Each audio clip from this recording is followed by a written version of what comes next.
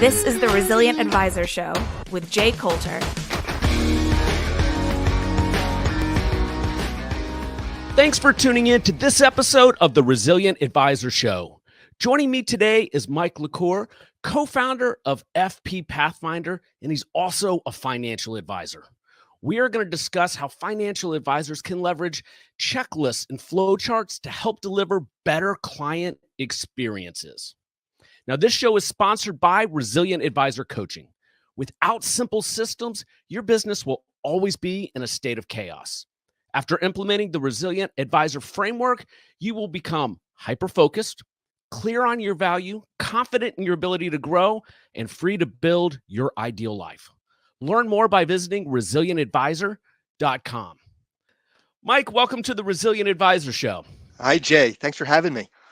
All right, I appreciate you coming on. Let's start with your background in the financial services industry. Sure. So I'm a financial advisor.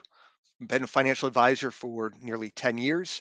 But when I first got started, I was running into a problem. I think a lot of advisors ran into this problem in that they couldn't keep certain rules straight. And so one of the things that I did was I created a little tiny flowchart for myself. And that flowchart just to help to answer certain common questions that I had. For me, the big one was answering the question that a client would ask about, could they make a Roth contribution or a deductible IRA contribution? For whatever reason, I kept getting those rules mixed up. And so when I came up with that little flowchart, it was an internal tool just to help me kind of get the lay of the land. And then I found out other advisors kind of struggled with those kinds of questions as well. Not maybe that exact one, but there were others. And so I ended up creating lots of different flowcharts for other advisors. And I started to find out that there's a pretty big community of folks looking for these kinds of tools to help answer some kinds of questions and help them have better conversations with their clients. And that led me to Michael Kitces, who was working closely to try to develop a product around checklists. And so we thought, let's merge these two ideas together and see what we can create. And that led to fpPathfinder. Excellent. So it came out of necessity in running your own practice. Tell us a little bit about your advisory practice. So I we our business is structured like a lot of other advisors. It's got a strong RIA aspect to it, but it also has a bit of a hybrid approach. We have some old legacy business that it was old commission business. Now, my father is one of the advisors. In fact, when we started working together, I was basically his succession plan. He was getting ready to retire or thinking about it, and he needed some support. So we had about 100 million in assets under management. But what was interesting with this was that he had a very strong niche. He really focused his client base on a local electric utility. So he knew everything there was to know about that plan, and he helped to guide a lot of those clients through retirement. But as we kind of grew and we started to get to that next generation of clients, then all of a sudden we started to introduce a little bit more complexity. Now it was some children were doing really well. They had very great professional jobs. Others had moved away and they were across the country. And then we started to see that our client base was starting to fragment. It started as a niche, but as we got to the next generation, it started to get a little bit broader. The needs changed. And so that led to a lot of different kinds of conversations and a lot of new things that we were starting to struggle with. It was common questions in some cases, but for us, it was new. It was outside of what our focus was. Okay. So then in what year did you start to formalize these checklists and flowcharts and then start to realize that you could create a product and commercialize the offering? How did all that take place? So, okay, that's an interesting question because it didn't happen overnight. So I came up with a first checklist. I don't know, it's probably 8 years ago, or the first flowchart, maybe 8 years ago. And it did pretty well. Like I was using it, I was sending it around to bloggers. It got picked up by a few. And I was so excited. And I'm thinking, okay, I can do more.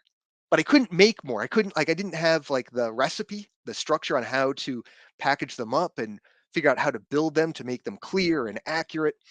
So I think it went for about 2 years before I was able to release another one.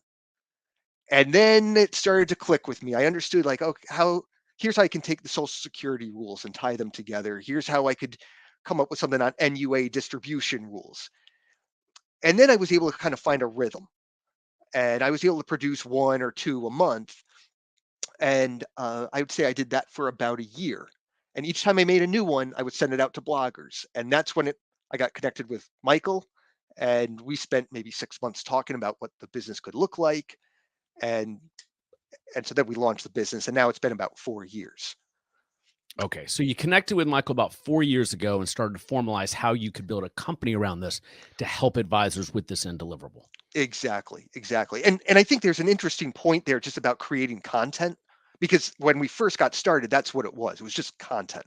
Whether you're making video, an advisor's making a unique video or art or writing content like a newsletters or blog posts, it didn't happen overnight. It took a lot of time, and there was a period where I wasn't able to figure any of it out. And so to me, like there's a lesson there about just sticking with it, coming up with that structure. And it was the sort of thing where I only got serious with it when I actually started writing it out as a quarterly goal. Come up with 3 flowcharts. Make sure I'm getting one done every month. And once I started finding that cadence, then everything else started to fall into line. And the conversations with the bloggers started to happen. The library started to grow. The database of financial advisors that were subscribing to this started to grow. And so it was really just the rhythm of doing it each month. That's when it took off. Yeah. Hey, Mike, entrepreneurship is 90% hustle and 90% making it up as you go along in the beginning, isn't it? It very much so. All right. So you get into the cadence, you're delivering these checklists and flowcharts. You've commercialized it, you've partnered with Michael. And then what happens to the business? How are you growing this business today? What does it look like? Yeah. So, okay. For a while, this was my side project. It was like my evening hustle. I was a financial advisor by day and then working on fpPathfinder in the evening. Right as the pandemic was happening, that's when I made a bigger shift and I decided to spend a lot more time working in fpPathfinder. And I brought on a business partner who helps on the advisory side of the business so I can spend more time working in fpPathfinder. And so, right as the pandemic's happening, we're releasing a couple of really interesting new features for fpPathfinder. You can white label the checklists and flowcharts, so you don't see the fpPathfinder logo up in the upper right hand corner. You're seeing your the advisor's logo in the upper right hand corner. And then we're starting to move it into the point where those checklists are interactive now, and the advisor can send a link out to a client and have them complete a checklist. And then that information then gets sent over into the CRM. It was those two functions that really took us out of just being content and morphed us more into a fintech offering or a marketing tool. It became a client engagement tool for clients or advisors to use with their clients. And that's when we started to see real growth. All of a sudden, the pandemic happens, the CARES Act comes out, rules are changing, everything's new. We have a recession coming in at the same time. Like there's a ton of planning issues that are happening now. And advisors, some of them, maybe they've never gone through a recession because they're just, it's been so long. Or they did, but they went through it. It was 10 years ago. So they don't remember all the conversations to have. Mm-hmm. And so all of a sudden, it was just having us, they were looking for a systematized way of having these conversations with clients.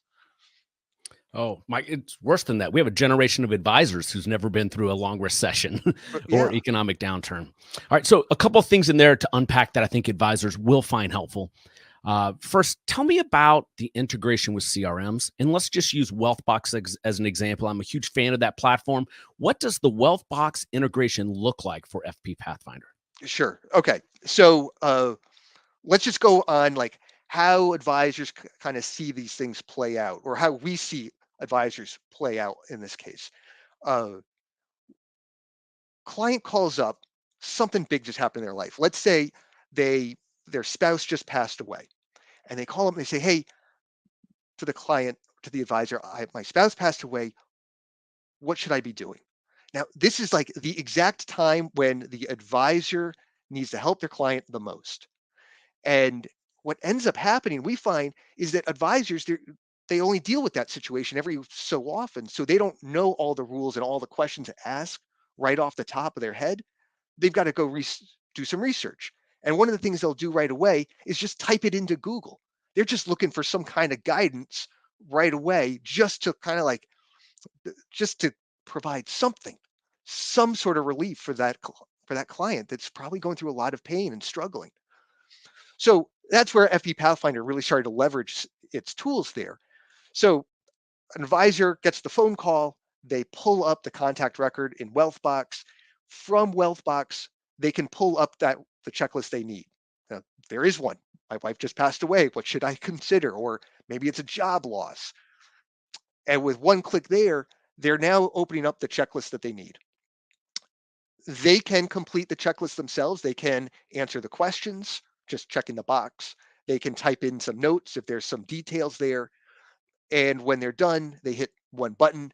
And now they take this completed checklist note. Think of it as like a note template at this point.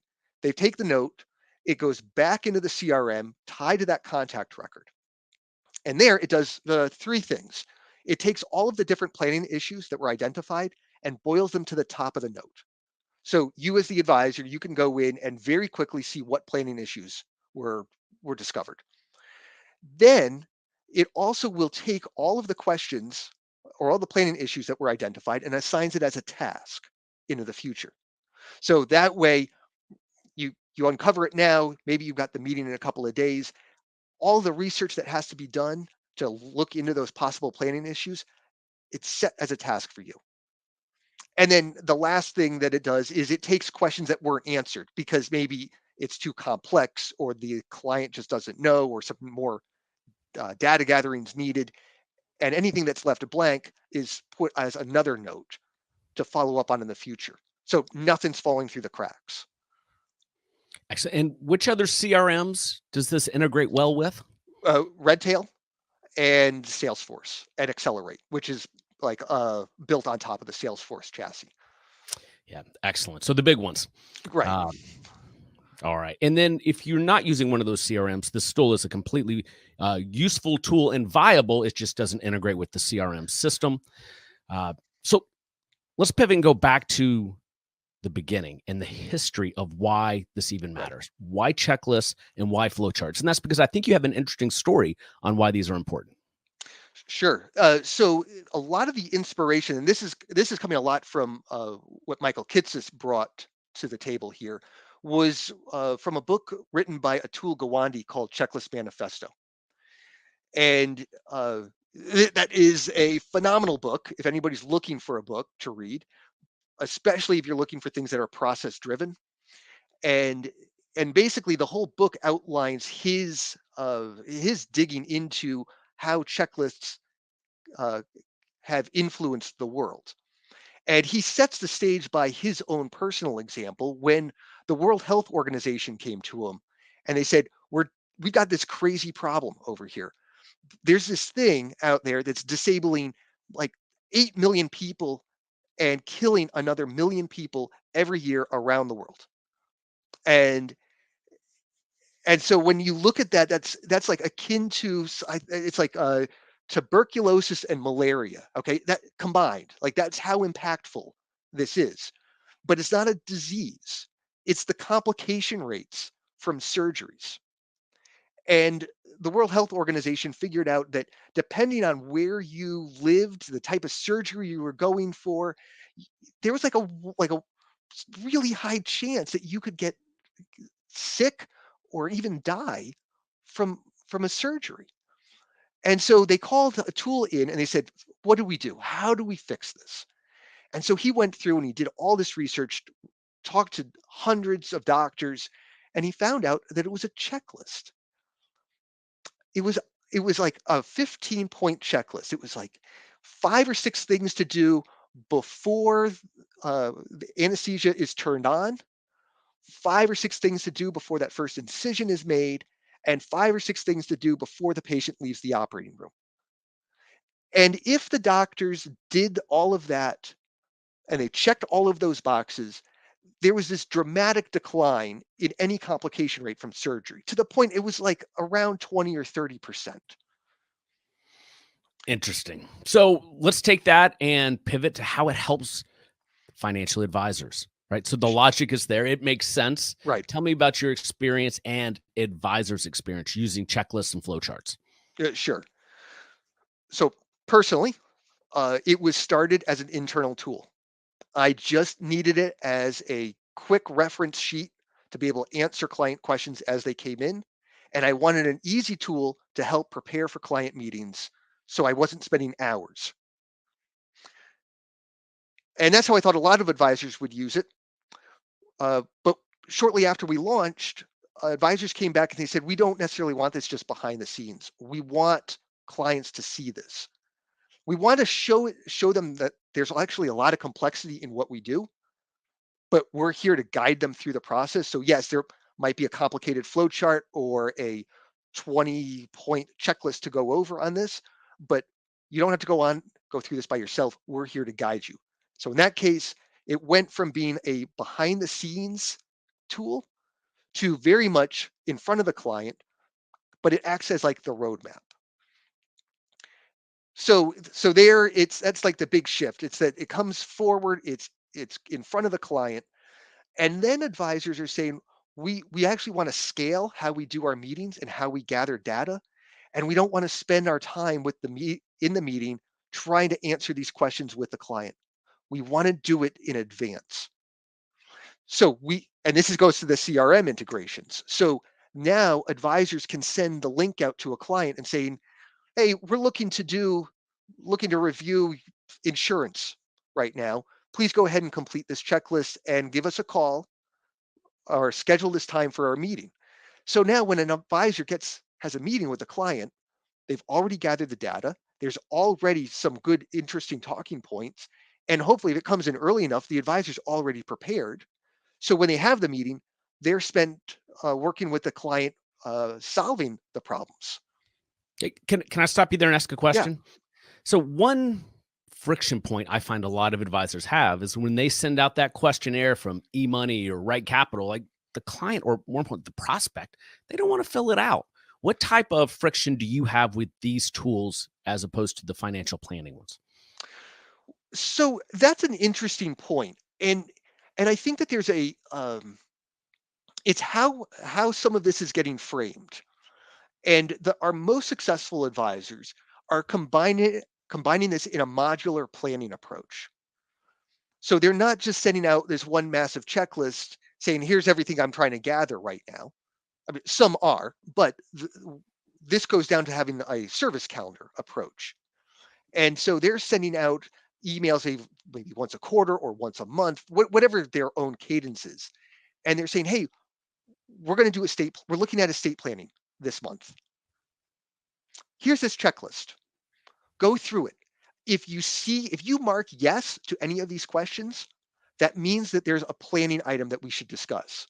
And if so, we want to hear from you. Please click the link to schedule a meeting.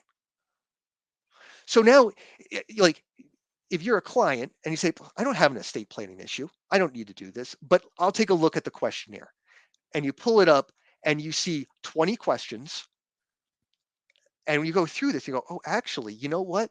We did do this change over here. I didn't even realize that, but maybe I do need to talk to them about this one question. And then that opens the door. So it's I think some of the nature of the conversation, because it's not necessarily an open-ended question that we're asking. It's a very pointed yes, no question. And in a lot of cases, the client's going to just check no on most cases. And that's great. But it's when they check that yes, that's our opportunity.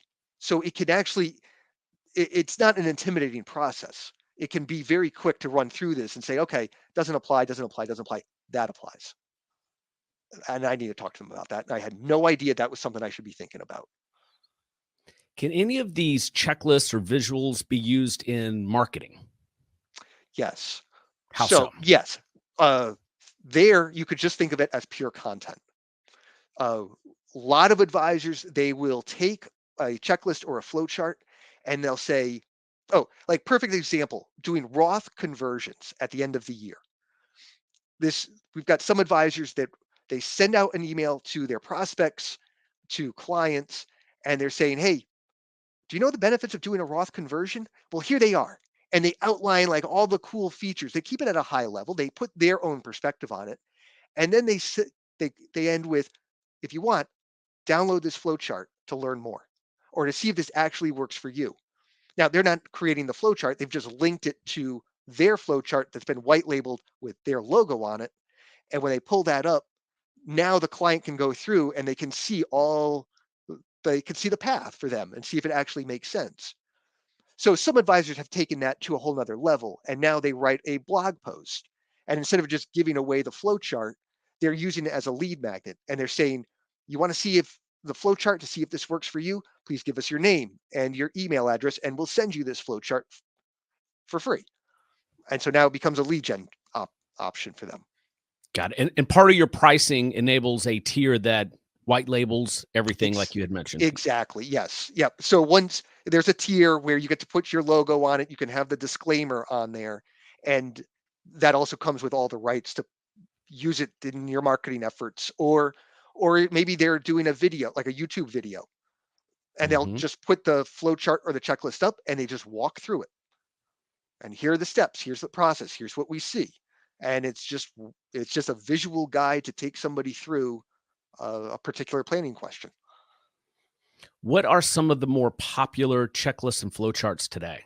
Oh, okay. Well, a lot of them are very cyclical. So at the end of the year, our end of year checklist, super, super popular because it covers all of the different planning issues to look at that have to be completed by the end of the year.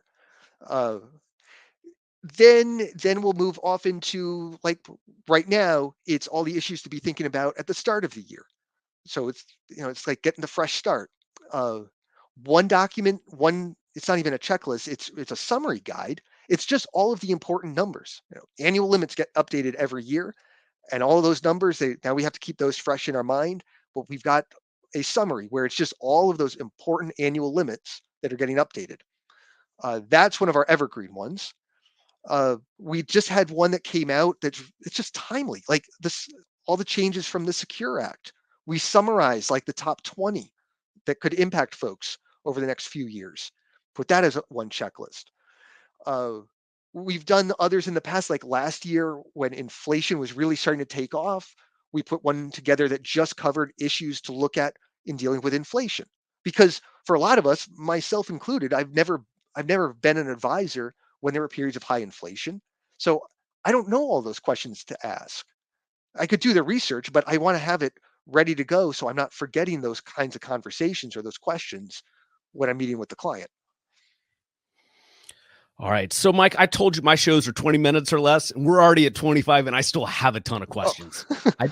We do need to land this plane. I want to give you an opportunity to talk about a use case that an advisor could walk away with. So what is one of your favorite use cases for the fpPathfinder program? My favorite use case, I touched upon it earlier, deals with incorporating fpPathfinder's checklists and flowcharts into an advisor's modular planning approach. And where the light bulb went off for me was when an advisor said, I send out 4 emails to my clients each year. And basically, when I probed him, he goes, I send one in the first quarter saying, I'm just looking at taxes. And then in the second quarter, I'm just looking at investments. In the third quarter, I just look at insurance and estate planning. And in the fourth quarter, I just look at end of year planning options. And I built my whole business around those 4 touch points. And that whole idea of the modular planning has really taken off. And that's where fpPathfinder can come in and just be the guide to support those efforts, whether it's behind the scenes or it's right there in front of the client. It provides the framework to help have those conversations. Mike, thank you so much for coming on. I learned a lot. I know the audience learned a lot. Where can they find out more about fpPathfinder? fpPathfinder.com. Excellent branding. Mike, thanks for coming on. Thank you so much, Jay.